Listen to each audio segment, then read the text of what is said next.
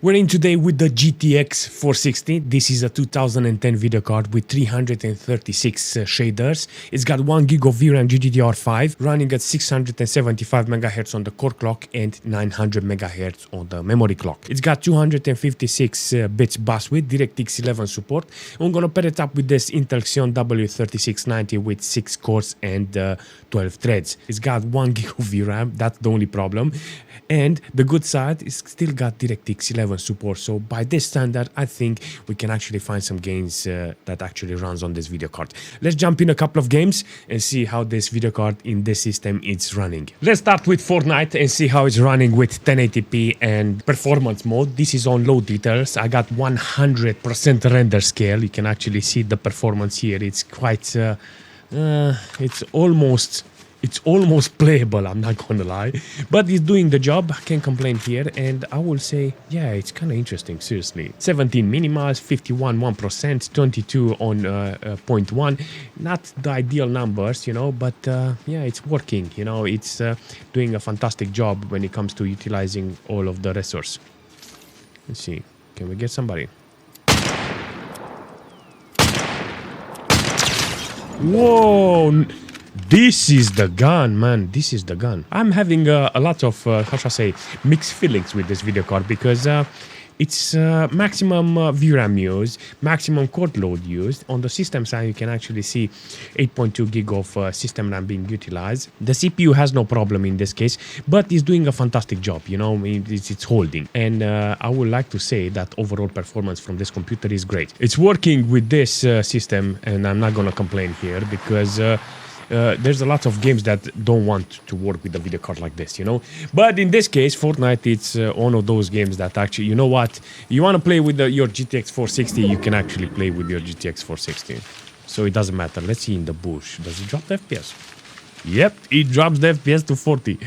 But we're gonna jump in Crossout and see how the GPU is holding here, because the game it's actually running really nice with low performance mode. All right, let's see. Can we do this? Oh, this is so great. Look at this. A flying car. Oh my god, this is so funny. All right, let's see. Can we actually do something? I want to see how this game is performing with this video card. How do I...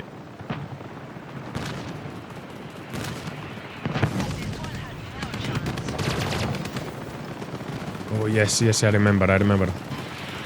No. What the f...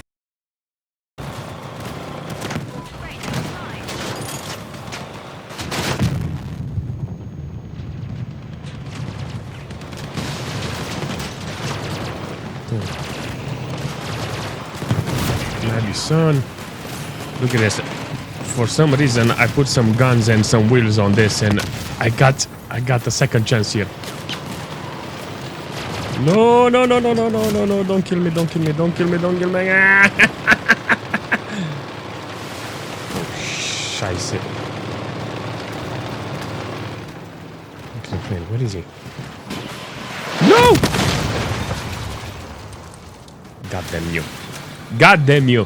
It doesn't matter. It's running really nice with 1080p and performance mode in Crossout. This is exactly what I need for my video card. This is 1080p with performance mode. It's like ultra low quality in order to get this video card run properly over 60 FPS. It's got 39 minimals, 70 FPS on average. It's using maximum core load, maximum VRAM, everything, but the GPU is holding, so I can't say nothing about this. It's working decent, you know, in this situation. The system itself is not very stressed. 6.4 gig of system RAM. Look at this. It's kind of okay. 20-30% load on the CPU. Not a lot of complaint here from this CPU and computer. Where the Emma? Where are you going? Oh, I would say this is an overall good performance. But in Farlight with 1080p with low details, apparently the video card is doing a fantastic job. I got over 150 FPS, needed 240, that is maximum. I think this is the right game if you want to play on, how should I say, on Battle Royale, because it's utilizing the GPU properly. I cannot complain here because it's doing a fantastic job. It's using the VRAM, it's using the core, everything is just kind of fantastic with this game and this GPU. This is great, you know, overall performance, it's kind of good. Oh, look at this. Brilliant. Seriously, brilliant performance. It's one of those games that is doing a fantastic job with the video card. 44 minimals, 120 on 1%, and in some cases it's running really good, you know, with 0.8 gig of VRAM utilized. Magazine. On my way. Alright, so yeah, I will say this is an overall good performance from this. If I can manage to reach top 10 with this video card, I think this is the biggest win because, yeah, it's a 2010 video card. And it's not very expensive. If you go online and try to find this video card, you will notice that this is very easy to find. Restoring a computer and utilizing a video card like this is kind of easy, you know. And if you have a couple of games like this that are utilizing the hardware properly and it doesn't need a lot of high-end GPUs and CPU, it's fantastic. Seriously, an old HP like this is kind of cheap to find nowadays, and you slap in a video card like this 460 and you realize, damn. Safe zone will retract in 30 seconds. Ace, huh? Oi. It's a wonder these weaklings even have a squad. Whoa, look at that. Last hit. How about GTA 5? 1080p, normal details, DirectX 10, no upscaling, no downscaling, no nothing, just pure 1080p. This is gonna be interesting, seriously, because this video card only has 1 gig of VRAM. I'm gonna jump into the garage. I want to see how the garage looks because usually there it drops down in FPS. Yeah, 50 FPS. It's yeah, it's kind of normal. 23 on minimal. It's holding, you know. It's holding. Even the garage, it's not that stressing on this video card. It's got a very decent core speed, you know. Not the fastest, you know, but it's holding. What do you think about the performance with the GTX 460? This video card came in 2010, and I'm still playing GTA 5 with it. I will say this is a great experience overall. There's a lot of games that can actually play on this video card, you actually seen, but even GTA 5 has a lot of options. If you mess with the resolution and the render scale, you can get even better FPS on average, and I will say this is a great opportunity. For some reason it feels like it's doing the job, you know. In some cases you can actually see that the game is struggling with 40 FPS, 45, but in some cases, when you're not driving like a lunatic with 200 kilometers an hour in the city, you notice that the GPU is doing a fantastic job, you know, like over 50, and still playable. Hence why I got the car, so I can drive around the city, so I can see the minimals, you know. Look at this. 30 FPS in some cases, it jumps to 30s. It's kind of hard, you know, the casino, the details here is kind of hard on this video card. Let's spin the wheel, give me a t-shirt. Seriously, I want the car. Yeah, I changed my mind. I don't want the car, give me some money. Yeah, no. But we're gonna jump in Paladins with 1080p with lowest details with 100% render scale, and we're gonna see how the game is holding with this video card, because we need games that actually runs with hundreds of FPS, and I think this is one of those games that actually works on this. And I'm not gonna lie, I think this one can deliver. The GPU is doing a fantastic job in Paladins. Apparently it's averaging really well, so can I complain here? In this case, you can actually see, even if I'm losing the game, still managed to play it pretty well.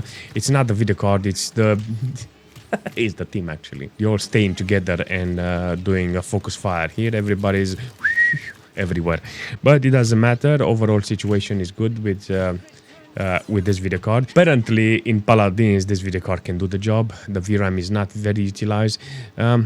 Doing great, you know, overall, and can't complain here. I will say an overall performance from this computer is kind of fantastic, you know. It's one of those games that needs to be played on a card like this, on a system like this actually. Let's jump into World of Tanks and see how the game is holding with this video card. I put it on medium details here with 100% render scale. I want to see how the GPU looks. The graphics is 10 times better than low details, I'm not gonna lie. It's got DirectX 11 support, and the memory is not that shabby. So I was thinking that 1 gig of VRAM will actually do the job, but apparently I got like playable FPS, you know, so 60 FPS on average. Yeah, I think in order to get better minimals and better 1%, even if it's on low medium details with 100% render scale 1080p, I think that this requires me changing the render scale, you know. So if it's on like this, you can actually go there on render scale and put it, let's say, to 80% render scale. Let's see how it is. 80 FPS, 90 FPS. See, it's getting better, you know. Even if you have details, it looks okay-ish, you know. It's not that horrible. All right, so if it's 80 FPS, we can actually put 85 back, you know. So let's go back on 85. It feels like the edges from anti-aliasing, you know, they are a little better. So in this case, I will say, yeah, a very great experience overall. The tanks looks okay, you know, the details, medium details, everything. It's like, yeah, this is the right settings in order to de-stress the video card. Even if it's like this with 85% render scale, medium details, what I can do is put VSync on, and it will de-stress the GPU. Look at this. 85, 60 FPS. Look at this. Look at the core load. See, 60, 70%. Oh, yo, baby, you're mine, baby, you're mine. I don't care. 30 damage? Nah, I don't care. I got a kill. 30 damage with a gun that does thousands of damage. Seriously. I think the video card is great. I think the video card is affordable. I think the video card can be used in many things. This is a fantastic way in order to restore an old machine. It allows you with that DirectX 11 to use this video card in many things. It's compatible with new operating system, new games. I mean, newish games, you know. A couple of games that you can actually play online, and it's not that demanding on the hardware. So this one is actually a good video card because it's very cheap, you know, and affordable, and everywhere. Seriously, this video card is everywhere. In every selling platform you can find this video card, and you can make it work if you just put a little effort and a little money. That's it. It's not expensive and it doesn't require a lot of effort. I like the video card, even though it's 2010. So there's not a lot of bad things I can say about this video card because it checks all the right boxes, you know. And this one, unfortunately, this one has two 6-pin connector in the back, so you need a decent power supply. I think it's around 150 watts power consumption. It's working. That's the only thing that you need to look at it. It's working, and it's a good card. It's a good. No, I'm sorry. It's a good old video card. That's how I have to say it, seriously. Aside from that, that's it.